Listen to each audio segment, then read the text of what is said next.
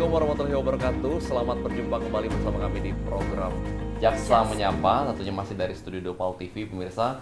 PAL TV dimanapun berada, di program ini tentunya merupakan upaya dari Kejaksaan untuk mendekatkan diri ke seluruh masyarakat, terutama yang ada di Kota Palembang dan Sumatera Selatan, pemirsa PAL TV, supaya lebih mengenal lagi tentang kejaksaan, tugas dan fungsi, dan juga mungkin kinerja-kinerja serta target capaian yang ada di tahun 2024 ini. Dan senang sekali hari ini bersama dengan saya HGKND. Saya Severa Imanda bakal menemani Mang Cek Bica atau pemirsa PAL TV di Jaksa Menyapa tentunya, yang terus menghadirkan narasumber-narasumber yang berkompeten di bidangnya. Dan hari ini kita masih mengenal lebih dekat dengan Kops Adiaksa dari Kejari Palembang. Betul sekali. Sesuai dengan tema kita hari ini, pemirsa, yaitu melangkah bersama keadilan, perspektif pidana umum dan perdata dan tata usaha negara Kejaksaan Negeri Palembang. Untuk itu telah hadir bersama dengan kita, yang pertama adalah Kepala Seksi Tindak Pidana Umum Kejari Palembang, ada Pak Hafiz Muhardi, SH, Sarjana Hukum. Selamat pagi, Pak. Ya, Pak. Wah, apa kabar, Pak Hafiz? Alhamdulillah, Pak. Salam sehat, Pak Salam Hafiz. sehat ya. Luar biasa. Iya. Dan juga ini ada yang sudah cantik hari ini, Yes. tampil cantik, terus semangat sekali hari ini. Ini adalah Kepala Seksi Perdata dan Tata Usaha Negara, Ibu Ria Dila Fitri, SHMH. Halo. Salam sehat, Ibu. Alhamdulillah sehat. Salam Terima kasih. semangat. Ya. Luar biasa. Luar biasa. Ini suatu kehormatan kita bisa mengobrol bersama dengan Kasih Pidum dan juga Kasih Datun yang ada di Kejari Palembang. Sebelum kita masuk ke tema ini, pemirsa, kita akan bahas mungkin terlebih mengenai profil beliau-beliau ini. Mungkin bisa diceritain terlebih dahulu di awal ataupun perjalanan karir nih Pak Hafiz dan juga Bu Ria selama di Kejaksaan, mulai dari kapan, dari pertama masuk Kejaksaan. Apakah memang ini sebuah cita-cita dari kecil, emang pengen jadi jaksa atau seperti apa nih? Mungkin dari Pak Hafiz terlebih dahulu. Perkenalkan, nama saya ini Hafiz Muhardi, itu nama lengkap. Saya aslinya dari Kabupaten Oku Selatan, tapi kalau untuk bertugas mungkin di 2 tahun ini baru merasakan tugas di Sumatera Selatan. Jadi dulu pertama pengangkatan itu saya di Bengkulu, di Kejaksaan Negeri Bengkulu Utara. Itu tepatnya, kalau dulu namanya itu Kejaksaan Negeri Arga Makmur. Nah, tapi sekarang setiap Kejaksaan Negeri itu mengikuti nama kabupaten, jadi berubah dari Arga Makmur menjadi Bengkulu Utara. Kemudian saya diangkat sebagai jaksa fungsional itu pertama kali di Kejaksaan Negeri Polewali Mandar. Itu tepatnya di Sulawesi Barat. Kemudian saya menduduki jabatan eselon 4 itu yang pertama kali di Sulawesi Selatan, tepatnya di Kejaksaan Negeri Jeneponto. Itu saya sebagai Kasih Datun. Itu pengalaman pertama menjabat sebagai kasih. Kemudian dimutasi ke Gorontalo, tepatnya di Kabupaten Bualemo. Di situ saya sebagai Kasih Pidum. Nah, di sana saya menjalani tugas selama 1 tahun, kemudian dimutasi lagi ke Kabupaten Banyuasin, tepatnya di Kejaksaan Negeri Banyuasin sebagai Kasih Pitsus. Dan sekarang dimutasi kembali di akhir tahun kemarin itu sebagai Kasih Pidum Kejaksaan Negeri Palembang. Mungkin itu Udah secara singkat. keliling Indonesia nih Pak Hafiz ya. Luar biasa. Alhamdulillah. Jadi paling enak kasih apa nih Pak? Kasih Pidum, Datun, atau Pitsus nih kira-kira? Sebenarnya Enak semua semua ya. kasih itu jabatan itu enak semua sih. Yang penting kita jalani Iya. dengan ikhlas saja. Ada yang tidak enak, Pak. Kasihan. Oh iya. Kasihan Pak ya. Kasihan tuh lain lagi ceritanya. Beda lagi itu. Baik, ini luar biasa sekali. Nah, tapi ada yang lebih berpengalaman dan juga mungkin lebih banyak ceritanya. Ini Ibu Ria nih, boleh Bu diceritain awal karir, perjalanan sejauh ini gimana tuh Bu? Ya. Assalamualaikum warahmatullahi wabarakatuh. Nama saya Ria Dila Fitri, Sarjana Hukum, Magister Hukum. Saya asli, kalau orang bilang ya asli Palembang, tapi ada bapaknya ada keturunan Minangnya, Bukit Tinggi. Nah, jadi kalau untuk karir terus terang lah keliling pulau, lah keliling. Jadi itu pertama sekali penempatan itu CPNS tuh di daerah Sambas, Kalimantan Barat. Yo. Nah, jadi kalau di Kalimantan itu di ujung sekali itu Kalimantan Barat tuh, ujungnya. Nah, lalu dekat perbatasan itu kalau Sambas. Nah, bahasanya bahasa Malaysia itu di situ. Yo, pakai apa-apa. Nah, bahasa Melayu itulah. Nah, yo. Jadi, setelah di CPNS di Sambas, lalu PNS itu di jaksa pertamanya tuh di Capjari Entekong. Di Entekong tuh Sanggau. Nah, itu tuh Kalimantan Barat pulau. Kalimantan Barat pulau itu perbatasan Malaysia pulau Entekong tuh. Nah, jadi bahasanya tuh bahasa Malaysia pulau. Jadi pandai itu bahasa Ipin Upin. Sampai sekarang masih kental ya, Bu, Iya, ya, kelihatannya ya. Tidak, kalau Pegeralam inilah bahasanya. Oh, nih. Pegeralam. Iya. Suai. Nah, jadi jadi jaksa pertama di Capjari Entekong. Setelah itu mutasi jadi di Kasubsi di Sanggau. Di Sanggau itu masih Kalimantan Barat. Nah, Kalimantan Barat itu Kasipitsus di situ. Kasubsi dulu, Kasubsi di Pitsus. Nah, setelah Kasubsi lalu jadi Kasipitsus di Sanggau. Nah, alhamdulillah begitu di Sanggau Kalimantan Barat itu dimutasikan lagi jadi Kasih Perdata dan Tata Usaha Negara. Itu di Sekadau. Sekadau itu Kalimantan Barat juga. Kalimantan. Iya, nah jadi itu pemekaran dari wilayah Sanggau itu sendiri. Nah, jadi tak jauh dia kan. Setelah itu barulah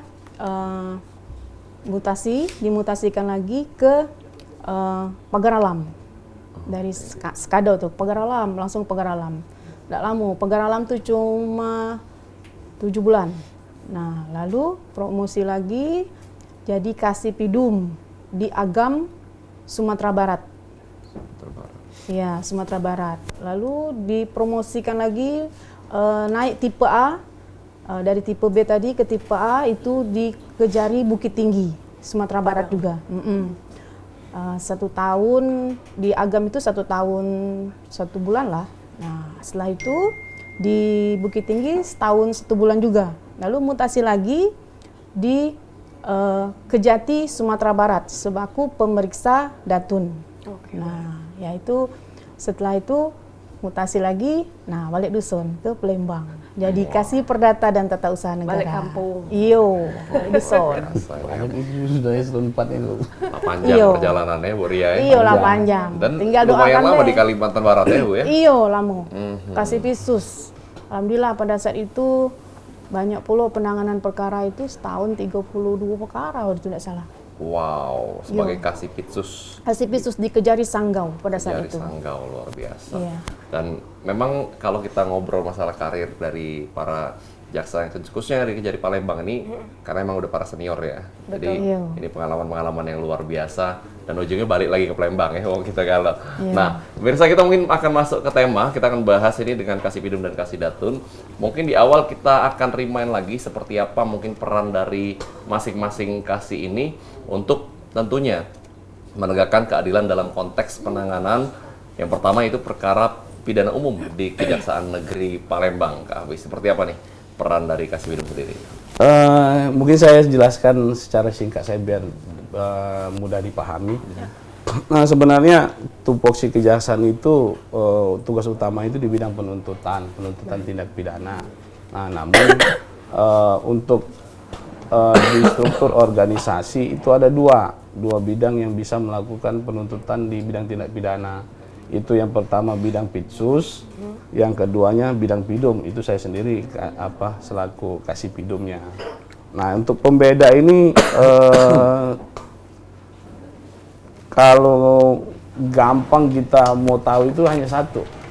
Kalau Pitsus itu dia penuntutan korupsi, kepabeanan dan pajak. Selebihnya dari itu masuk ke ranahnya tindak pidana umum. Jadi selain 3 jenis tindak pidana yang saya sebutkan tadi itu semuanya masuk ke tindak pidana umum. Seperti narkotika,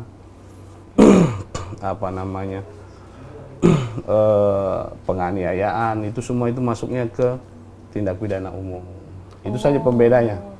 Baik. Nah, kalau ini investasi bodong, Nah, investasi bodong Data itu. ya. Benar ya. Nah, kalau investasi bodong itu masuknya ke tindak pidana umum. Oh, saya investasi bodong Pak. Kalau Mbak ini dia janji palsu. Jadi palsu. Masuk di mana kira-kira? Sama. Oh, sama ya. 11-12 tuh. Bisa dituntut kan lo jadi. Iya, Bisa 11-12. dituntut. Iya. Penipuan. Penipuan.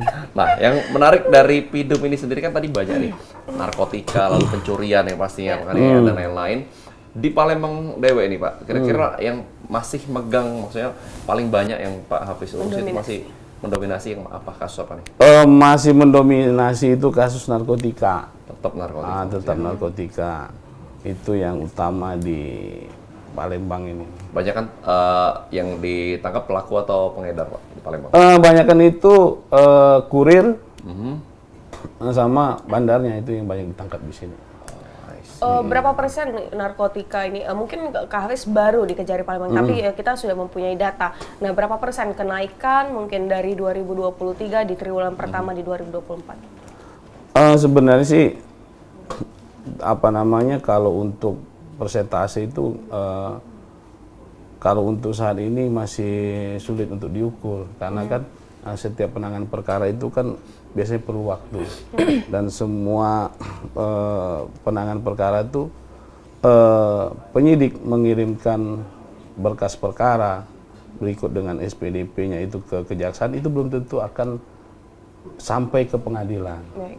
Nah, itulah salah satunya itu apakah dia nanti akan dilakukan penghentian penuntutan secara restoratif terkait narkotika itu sendiri. Selain itu ya itu tadi akhirnya dibawa juga ke pengadilan. Namun kita nggak tahu juga kan. Nah, untuk saat ini sih belum ada kalau untuk narkotika itu yang tidak sampai ke pengadilan, semuanya sampai ke pengadilan semua. Kalau di triwulan pertama Kak, udah berapa? Kalau di triwulan pertama ini terakhir yang saya ingat ya, itu saya menerima SPDP dari penyidik baik itu Polsek ataupun Polrestabes itu sudah di angka 100 lebih. Wow, Kasus. 100 kasus yang diurus. Untuk narkotika. Di Palembang. Skalanya paling besar berapa Kak? Maksudnya, untuk barang buktinya?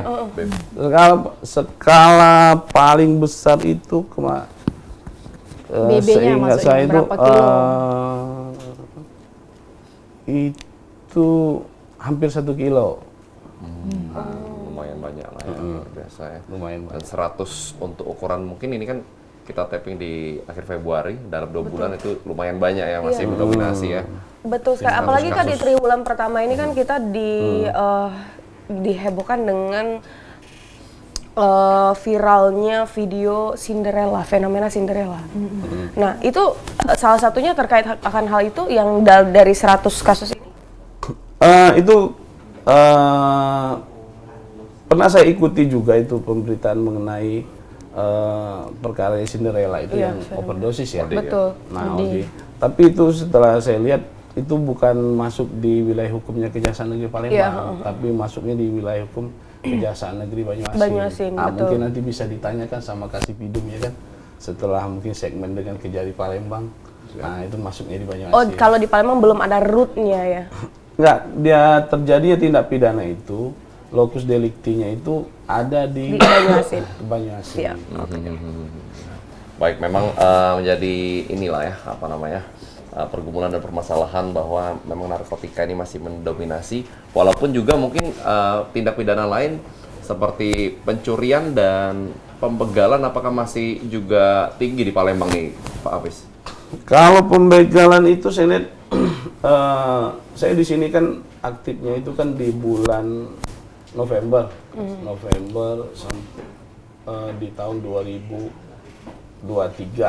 Itu kalau saya lihat trennya itu kalau untuk saya anggap tren aja ya, makanya ini saya lihat trennya itu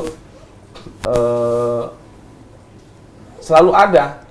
Jadi hampir tiap bulan tuh selalu ada yang namanya pencurian dengan kekerasan itu. Istilahnya kalau di hukum itu pencurian dengan kekerasan. Tapi kalau istilah sehari-harinya biasa orang bilang itu begal. Pencuriannya. Ya, pertama itu modusnya itu jambret. Jadi pengendara motor dipepet sama pelaku, udah apa yang dia bisa diambil di sana, misalkan tasnya itu ditarik secara paksa. Pokoknya kan seperti itu. Masih itu tiap bulan ya kayak.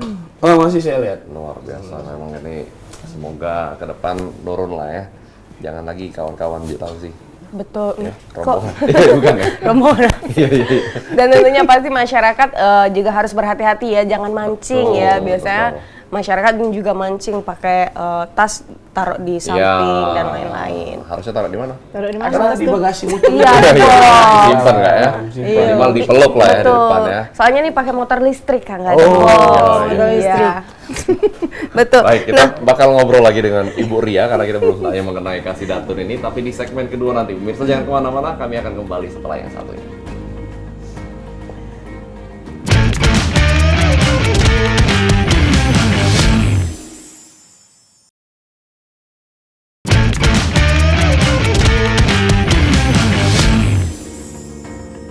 Baik pemirsa, masih bersama kami di Jaksa Menyapa. Tentunya hari ini masih dengan kawan-kawan dari Kejari Palembang, dan bersama dengan kita ada Kasih Pidum dan juga Kasih Datun dari Kejaksaan Negeri Kota Palembang. Betul sekali. Kalau tadi kita ngobrol di segmen pertama ngobrol dengan Kasih Pidum, sekarang kita akan mengenal lebih dekat dengan Kasih Datun nih, Ibu Ria Dila Fitriasa MH. Boleh Bu kita remind lagi dan kelas balik untuk masyarakat dan juga pemirsa PAL TV, tusi dan juga wewenang dari Datun di Kejari Palembang. Oh iya. Terima kasih atas pertanyaannya dari PAL TV, bahwa untuk menjelaskan tusi dari Datun itu sendiri, nah kita mungkin harus mengenal dulu apa peran dari Kasih Datun itu sendiri ya. Kasih Datun itu kan Kepala Seksi Perdata dan Tata Usaha Negara. Nah, perannya itu istilahnya mengendalikan untuk terhadap kegiatan baik itu penegakan hukum, bantuan hukum, pertimbangan hukum, pelayanan hukum, dan tindakan hukum lainnya ya, yang berkaitan kepada masyarakat ya. Nah, intinya seperti itu. Nah, kalau untuk tupoksi Datun sendiri itu diatur di dalam Perja nomor 7 tahun 2021, bahwa istilahnya di dalam Perja itu dijelaskan bahwa tupoksi Datun itu ada 5. Nah, satu yaitu tadi penegakan hukum. Nah, penegakan hukum itu ada terbagi lagi. Penegakan hukum yaitu istilahnya jaksa istilahnya bisa itu ke persidangan untuk menangani perkara misalnya tentang gugatan di persidangan ya, tapi itu harus ada SKK dulu dari stakeholder yang didampingi. Nah, jadi jaksa dapat maju tuh ke persidangan untuk menangani perkara perdata. Nah, lalu kedua bantuan hukum. Kalau bantuan hukum itu ada terbagi lagi, ada 2, yaitu litigasi dan non litigasi. Nah, kalau litigasi yaitu kita memang bersidang di persidangan, ya nak. Tapi kalau untuk non litigasi yaitu negosiasi, negosiasi terhadap stakeholder yang meminta kita untuk mendampingi. Nah, itu kalau bantuan hukum. Lalu adanya tadi udah ada penegakan hukum, bantuan hukum, lalu adanya pertimbangan hukum. Nah, pertimbangan hukum terbagi lagi 3 sesuai dengan dalam Perja itu, bahwa 1 itu tentang LO. LO itu pendapat hukum. Nah, pendapat hukum itu sebelum kegiatan dilakukan. Nah, itu dia pendapat hukum. Lalu yang kedua itu tentang pendampingan hukum. Pendampingan hukum itu on progress, kegiatan yang sedang berlangsung. Nah, itu. Lalu yang ketiga audit hukum. Audit hukum itu setelah kegiatan berlangsung. Nah, ada 3. Lalu setelah adanya bantuan hukum itu pertimbangan hukum tadi, adanya pelayanan hukum. Nah, pelayanan hukum inilah istilahnya pelayanan yang diberikan yang dapat dinikmati oleh masyarakat umum, pelayanan hukum. Nah, lalu yang terakhir tindakan hukum lainnya. Tindakan hukum lainnya itu jaksa bisa sebagai fasilitator, konsilator, dan mediator. Nah, itu. Baik, itu tugas dan fungsi sesuai dengan Perja tadi nomor 7 tahun 2021 dari Datun untuk khususnya di Kejari Palembang. Nah, kalau sekarang di Datun ini masih banyak di Kota Palembang ini sengketa hukum dari mungkin perusahaan dengan masyarakat umum dan lain-lain. Nah, kalau masalah kita kembali lagi ya ke apa tupoksi datun tadi. Kalau datun, siapa saja nih yang boleh mempergunakan untuk jasa kita nih selaku jaksa pengacara negara. Nah, kan sebutan kita jaksa pengacara negara. Siapa saja yang boleh? Yaitu pemerintah, BUMN, dan BUMD. Di luar dari itu tidak bisa kita dampingi. Tapi itu tadi masyarakat adalah pelayanan hukum. Nah, pelayanan hukum itu bisa kita dampingi. Tapi kalau untuk bantuan hukum tadi itu kita tidak bisa mendampingi.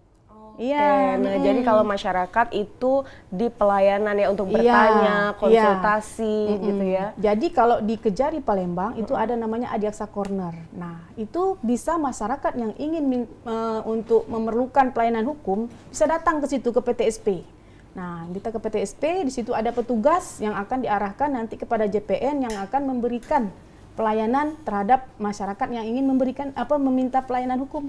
Oh, syaratnya tuh apa tuh Bu, selain bawa fotokopi KTP? Itu baik, datang lah itu ajukan tuh permasalahannya apa be. Nah, intinya seperti itu. Dan gratis itu? Yo gratis, tidak dipungut biaya. Biasa ya. Tapi dan ini banyak yang belum tahu mungkin ya, Bu ya, Iya. bahwa kita itu nggak mesti ada kasus dulu baru bisa ke kejaksaan ya, atau bersentuhan dengan para jaksa. Tapi misalnya nak bertanya, ya kan, yang tidak bingung mengenai hukum.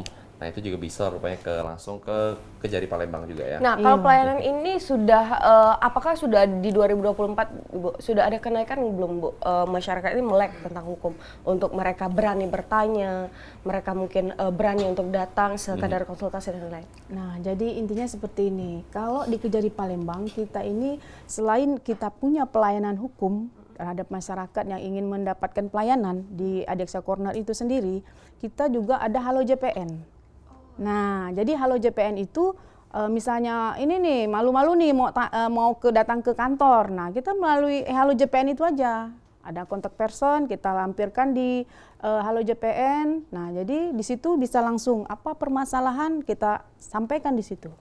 Sudah cukup banyak yang mengakses? Ya, alhamdulillah ada. Alhamdulillah ya. Karena yang mungkin kan karena ini masalah elektronik ya. Jadi ada yang mungkin kalau masyarakat di dusun mungkin kan enggak baca pula, enggak pakai enggak paham kan. Nah, tapi itu ada kemudahannya. Kita persilakan datang aja ke PTSP untuk kita memberikan pelayanan hukum di situ. Baik, luar biasa. Nah, ini jadi informasi yang penting pemirsa juga tahu bahwa bisa langsung datang ke Kejari ataupun juga mungkin dengan Halo JPN. Nah, kita ke Pak Kasipidung lagi nih, Pak Hafiz.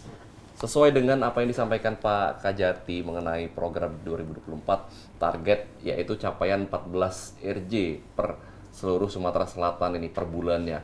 Kira-kira tanggapan Pak Hafiz sendiri selaku Kasipidum yang paling banyak juga bersentuhan dengan RJ ini sendiri, seperti apa itu Pak? Kami dari Kejaksaan Negeri Palembang, khususnya bidang Pidum, siap untuk melaksanakan perintah dari Kepala Kejaksaan Tinggi Sumatera Selatan. Untuk RJ, kebetulan kita hari ini akan mengadakan RJ. Itu di rumah restoratif kita, di rumah RJ, itu di Kertapati, perkara pencurian. Nah, hari ini nanti pelaksanaannya jam 11 siang ini. Nah, kita adakan di sana. Sekaligus kita juga tetap memperkenalkan seperti tadi, kalau di bidang datun itu ada yang namanya pelayanan hukum di Adiaksa Corner. Kami pun ada, bidang Pidum pun semacam pelayanan hukum itu namanya di rumah restoratif. Nah, silahkan datang ke sana mau bertanya seputar perkara-perkara seputar permasalahan hukum, terutama di luar perdata, silahkan datang. Nah, kita sengaja tujuan dibuatnya rumah restoratif itu kayak tadi, mungkin masyarakat awam itu masih punya perasaan takut untuk datang ke kantor. Waduh, siapa tahu kan menyeramkan, masih pikiran mereka, wah menyeramkan ini datang ke kantor kejaksaan. Nah, makanya dari pimpinan kejaksaan itu sendiri perintah dari Pak Jaksa Agung dan Pak Jampidum itu dibuatlah rumah restoratif. Selain untuk pelaksanaan restoratif justice sendiri, itu juga digunakan untuk melayani masyarakat kalau ada yang mau bertanya seputar masalah hukum. Bisa yang dia, konsultasi yang dia misalkan, waduh ngeri-ngeri sedap ini masuk ini, ke sana saja, keluar legislatif supaya lebih mendekatkan diri lah ke masyarakat lah. Jadi supaya jangan sampai kami ini jaksa ini tidak menyeramkan lah. Betul. Seperti itu. Ya kelihatannya sih nggak serem-serem amat sih Pak. Sebenarnya yang berat yang datang-datang ke sini. Serem aja ya. Serem aja ya, nggak serem banget ya. Nah berarti terkait RJ ini Betul. hari ini salah satunya bakal RJ juga ya Pak ya? Ya, bakal kita ajukan nanti ya. RJ karena kita upayakan perdamaian di hari ini, mudah-mudahan terlaksana dan kita nanti secepatnya ajukan ke pimpinan untuk minta persetujuan. Kasus apa itu Pak? Kalau boleh tahu. Kasus pencurian. Pencurian ya, baik. Nah, untuk tahun 2023 sendiri, apakah emang sudah banyak dilakukan RJ atau belum nih? Kira-kira berapa kali di Kejari Palembang? Kalau untuk tahun 2023 itu sudah dilaksanakan 3 kali. Jadi sebenarnya saya mau jelaskan sedikit lah mengenai RJ-nya Kejaksaan ini. Sebenarnya RJ Kejaksaan ini kan itu kan timbul itu kan terlaksana itu karena mendengarkan aspirasi dari masyarakat. Intinya lu kok hukum ini tajamnya ke bawah bukan ke atas. Nah untuk menyerap aspirasi itu makanya pimpinan kejaksaan akhirnya membuat keputusan mengenai pelaksanaan penghentian penuntutan secara restoratif.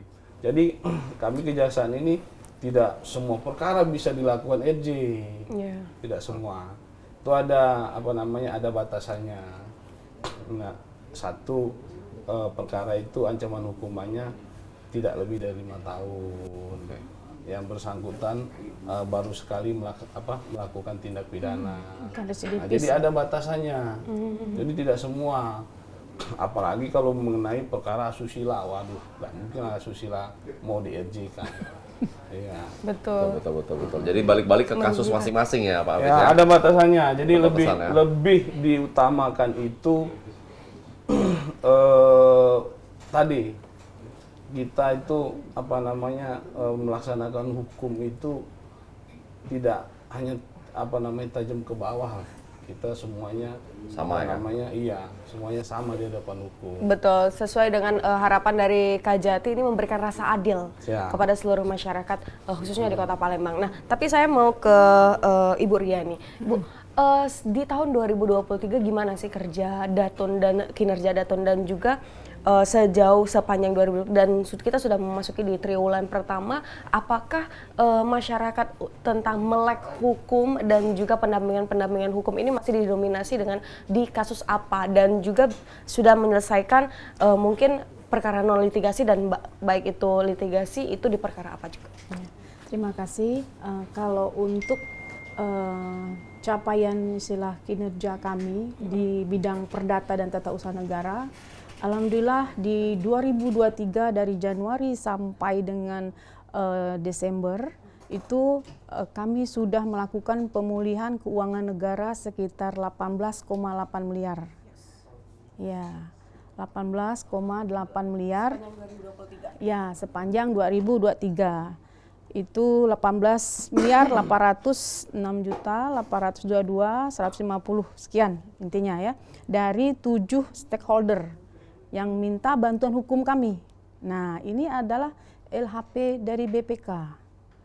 Nah, jadi temuan dari BPK itu ditindaklanjuti untuk melakukan penagihan. Tapi intinya dari stakeholder itu, misalnya dari PUPR nih, memohon minta bantuan hukum non litigasi, dia melakukan permohonan ke kami. Setelah kami lakukan permohonan, kami baru misalnya telaah bahwa ini memang harus kita dampingi. Nah, jadi akhirnya kita panggil itu rekanan, dengan stakeholder yang juga didampingi. Setelah itu disitulah ada negosiasinya, bahwa dia harus mengembalikan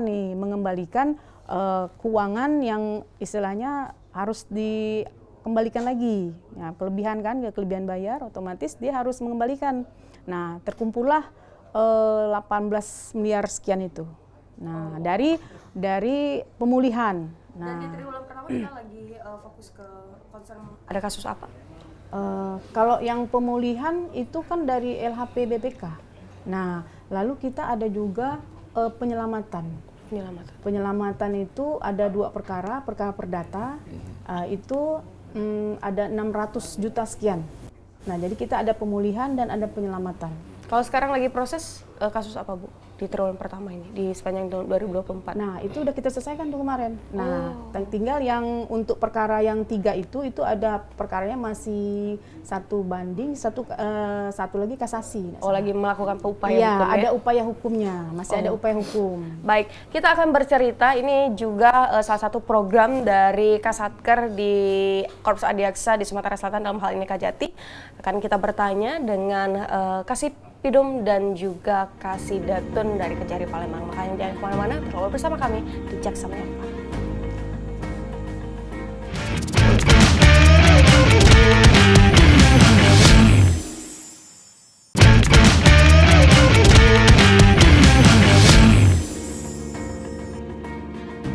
Masih dari Studio 2 Pal TV, kami masih ngobrol dengan Kasipidum dan juga Kasidatun dari Kejari Palembang, tentunya di Jaksa Menyapa. Betul sekali. Nah, kita mungkin beralih ke Pak Kasipidum lagi. Mengingat tadi kan banyaknya masih kasus-kasus di Kota Palembang, terutama narkotika, lalu ada pencurian, pembegalan dan lain-lain.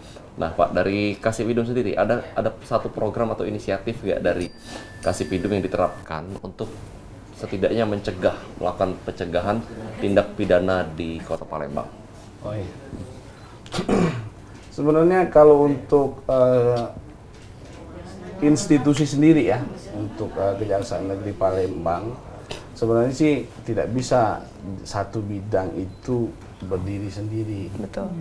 Jadi ada kerjasama antara bidang yang satu dengan bidang yang lain. Saling berkaitan. Seperti kami Pidum, kami memang punya program sendiri, misalkan untuk menurunkan tingkat kejahatan di Kota Palembang ini kan, kita punya yang namanya program sendiri tadi seperti yang Mas bilang, itu seperti tadi yang saya sebutkan rumah restoratif. Terus lagi yang kemudian kita juga saya bilang tadi, saling keterkaitan antara bidang yang satu dengan bidang yang lain. Seperti tadi untuk bidang intelijen kan mereka kan punya podcast. Podcast itu menjadi saluran juga untuk kami bidang Pidum ini untuk menyampaikan ke masyarakat, intinya jangan lo berbuat kejahatan, karena ini dari berbuat kejahatan itu ada akibat yang ditimbulkan, seperti tadi Anda akan mendapatkan hukuman. Jadi kalau bidang sendiri sih sebenarnya tadi ada 2 tadi.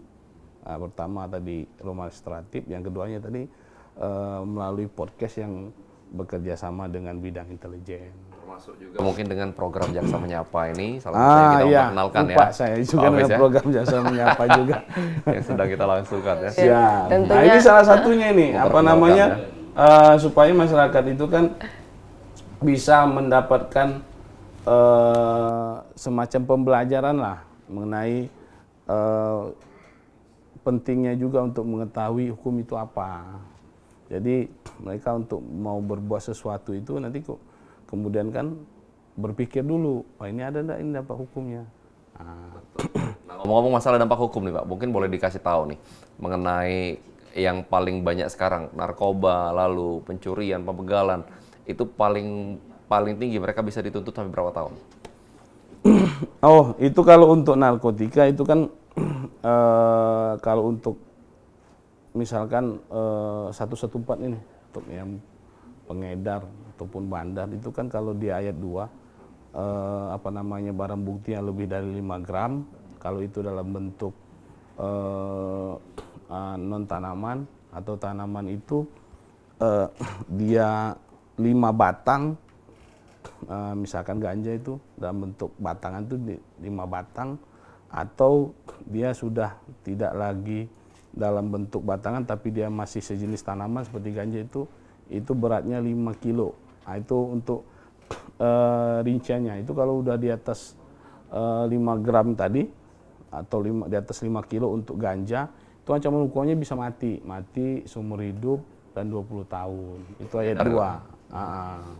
Itu yang paling tinggi ya Pak ya untuk pengedar ya. Kalau kurir Pak? Sebenarnya sih sama, Sama aja? tergantung sebenarnya begini sih. Di satu perkara itu dengan perkara yang lain itu, kalau menurut saya itu tidak sama. Lebih enaknya lagi saya bilang saya itu tidak sama, karena kenapa? Kita kan ada dalam menuntut terdakwa itu kan tidak serta-merta, kamu mati aja deh, kamu seumur hidup. Tidak serta-merta seperti itu, tapi punya punya apa istilahnya, ada Pertimbangan. ada pertimbangan hukumnya lah untuk menuntut seorang terdakwa itu. Jadi makanya tadi saya bilang satu perkara itu tidak sama dengan perkara yang lain. Nah misalkan juga kayak tadi, kalau barang buktinya memang di atas 5 gram, antara barang buktinya yang hanya 10 gram dengan yang 1 kilo agak sama lah. Jadi banyak faktornya ya. Banyak faktor Banyak lah. faktor. Makanya itu pembuat undang-undang itu sendiri mencantumkan maksimal hukuman. Jadi ada ada batasannya. Misalkan tadi saya bilang tadi anggaplah 20 tahun. Kan di bawah 20 tahun itu kan ancaman maksimal bisa 19 tahun, bisa 18 tahun. Nah, tapi pembuat undang-undang itu sendiri membatasin juga. Jangan pula rendah sekali. Nah, misalkan batasannya kalau misalkan ayat 2 tadi di atas 5 gram itu minimal 5 tahun. Betul, walaupun banyak faktornya, pasti hukuman itu akan menimbulkan efek jera ya. Kita harapkan menimbulkan. Nah, kalau tadi saya sempat terhenti untuk bertanya karena di 2024 ini concern dari Pak Kajati ini tentang penerbitan KIA, akte untuk anak terlantar. Apalagi kalau di Kota Palembang ini di lampu merah khususnya masih banyak anak-anak yang masih butuh bantuan, Ibu. Nah, terkait akan hal itu, Datun ini kan sangat in touch tentang pengurusan tata usaha negara. Itu bagaimana, Ibu? Terima kasih atas pertanyaannya. Jadi sebelumnya saya mengapresiasi dulu terhadap program Pak Kajati ini. Saya sangat bangga dengan Kajati saya nih. Karena bukan apa, Bapak punya ide dan sangat bagus, menyentuh sekali kepada masyarakat. Intinya seperti itu. Nah, jadi dengan program itu kami para Kasidatun di Kajari Sesumsel itu sangat aktif. Jadi sangat istilahnya karena ada program seperti itu, kami sangat mendukung dan kami lakukan itu. Dan kami di Kejari Palembang itu ada membuat inovasi nih. Inovasinya namanya Justip Ampera. Justip Ampera. Nah, Apa itu? Justip bukan jasa titip. Iya, Baru mau ngomong. jadi jaksa memfasilitasi untuk buat akta, KIA, KIS dan KIP untuk anak-anak yang dipelihara oleh negara. Nah, kan jadi Justip Ampera. KIA, KIS, Justip Ampera. Iya, Justip Ampera. Jadi alhamdulillah kami bukan hanya membantu memfasilitasi. Jadi antara dinas sosial dengan dinas capil dengan dinas pendidikan kami membantu nih memfasilitasi. Nah, membantu memfasilitasi terhadap kegiatan ini. Jadi alhamdulillah untuk per hari ini itu sudah ada untuk penerbitan akta itu 1062 anak. Oke. Ya. KIA itu 1097 dan KIS 1350, KIP 1000. Jadi totalnya 3452 anak. Di triwulan pertama 2024. Iya, per hari ini. Oh. Jadi kami bukan hanya itu kan programnya kemarin cuma akta dan KIA. Akta dan KIA aja kan. Akta lahir anak. dan KIA, kartu identitas anak, ya enggak. Tapi kami malahan untuk selain anak ini ada identitasnya, kami juga untuk sehat, kartu Indonesia Sehat. KIS, Nah, dikasih KIS juga tadi, ya. iya dari Dinsos itu. Jadi anak-anak yang dari panti, anak yang kurang mampu, nah itulah. Didaftarin semua. Iya, Wow. itulah totalnya. Nah, lalu selain itu juga ada untuk pendidikan. Pendidikan. Kartu Indonesia Pintar, KIP tadi, yang 1.000. Nah, intinya seperti itu. Wow, lengkap ya, jadi data Iya. diri ada, pendidikan, kesehatan, Jadi aman ya. tinggal Iya. lagi Asia apa? Apa tuh? Makan siang gratis ya. Sama susu gratis ya. Saya susu gratis. Abis ini kayak. Habis ini. Luar biasa. Ibu, kalau di 2024 ini kita sudah memiliki data belum? Itu kan pasti belum seluruhnya ya. Nah, Iya. kita sudah memiliki data belum? Ternyata anak-anak terlantar di khususnya di Kota Palembang ini ada berapa ribu yang harus? Jadi untuk data dari Dinsos itu sendiri itu ada 126 panti asuhan di Kota Palembang. Tapi Kota Palembang tidak di luar itu ya. Nah, jadi khusus untuk Kota Palembang itu ada 126 panti. Nah, cuma istilahnya yang ini kita program dari Pak Kajati ini sendiri untuk penerbitan akta lahir, KIA, kartu identitas anak, KIS dan KIP itu bukan hanya berhenti misalnya launchingnya nanti ini bulan Maret misalnya ya. Nah, bukan sampai di situ, tapi akan seterusnya. Kita akan tetap memfasilitasi dari Dinsos, dari Capil dan dari Dinas Pendidikan itu akan terus berkelanjutan.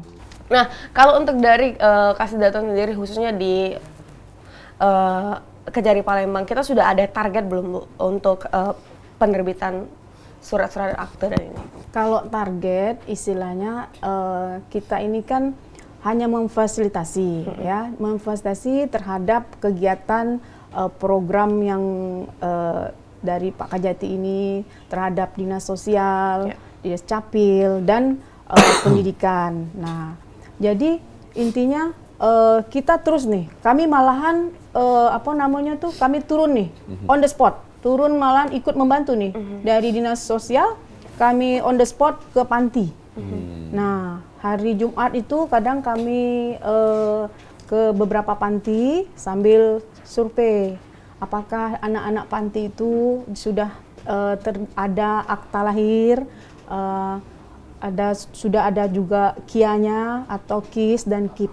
Jadi intinya kita nih jemput bola. Betul. Intinya. Nah, jadi setiap hari Jumat itu kami kadang sempatkan untuk langsung on the spot turun tuh cek sama-sama, dan kami juga istilahnya selalu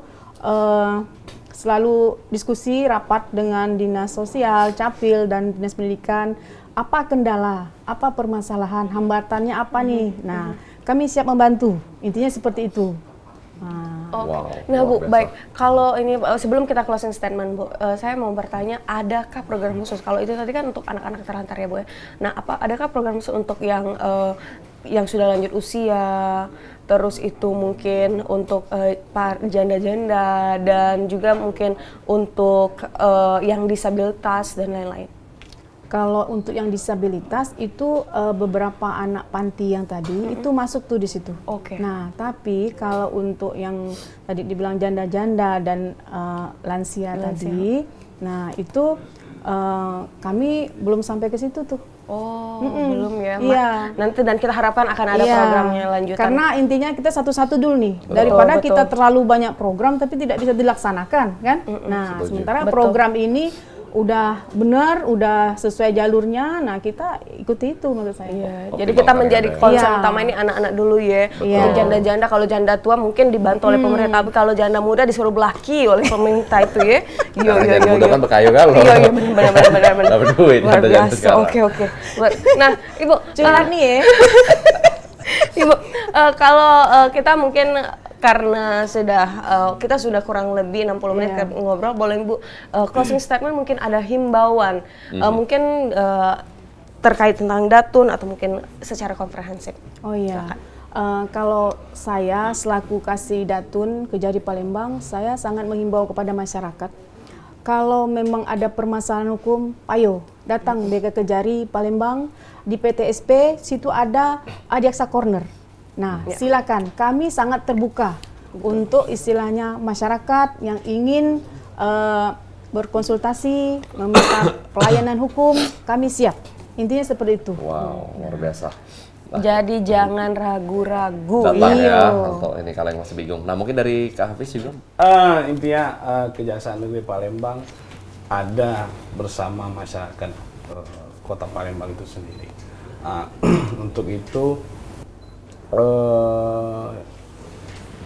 saya minta kepada masyarakat Kota Palembang itu sendiri, apabila diundang untuk memberikan keterangan di persidangan, harap untuk datang dan memberikan keterangan di persidangan selaku saksi, karena itu penting sekali untuk memberikan kepastian hukum kepada terdakwa itu sendiri. Dan yang kedua, jadilah warga Kota Palembang yang baik dengan membayar pelanggaran tilang yang dilakukan, karena dari uang pelanggaran tilang itu sendiri itu akan digunakan untuk kepentingan masyarakat banyak juga. Mungkin itu saja. Baik, luar biasa. Ini pesan yang sangat penting informasinya sih. Makanya Bayar tilangnya. Bayar. Masih ada yang nunggak? Iya, kalau kan selalu ditanya ke Samsat apakah ada pelanggaran karena kan kita sudah sistem e-tilang ya Kak ya. Aman tapi ya? Aman. Luar biasa. Terima kasih untuk Kak Hafiz dan juga Ibu Ria. Waktunya luar sama-sama. biasa. Kasih Pidum dan juga Kasih Datun di Kejari Kota Palembang. Pemirsa, jangan lupa terus saksikan program Jaksa Menyapa karena ada banyak informasi yang sangat mengedukasi, terkhusus terkait tentang hukum dan juga capaian dan kinerja dari Kejari yang ada di bawah Kejaksaan Tinggi Sumatera Selatan. Betul sekali Hagai, dan Kejaksaan Negeri Palembang berkomitmen untuk memberikan pelayanan yang terbaik dalam penanganan perkara dan pengawasan, serta menjaga integritas dan juga profesionalisme sebagai bagian dari sistem peradilan yang transparan dan akuntabel. Baik, terima kasih pemirsa yang sudah nonton. Saya HGKND. Dan saya Asia Faryamanda, terus saksikan Jaksa Menyapa. Assalamualaikum warahmatullahi wabarakatuh. Sampai jumpa.